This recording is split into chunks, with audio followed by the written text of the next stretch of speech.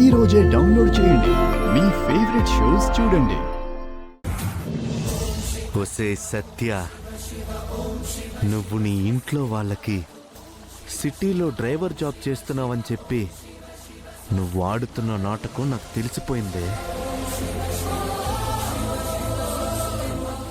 సత్య, ఇన్ని రోజులు నువ్వు నాతో ఆడుకున్నావు కదా, ఈ రోజు నీతో నేను ఆడుకుంటాను.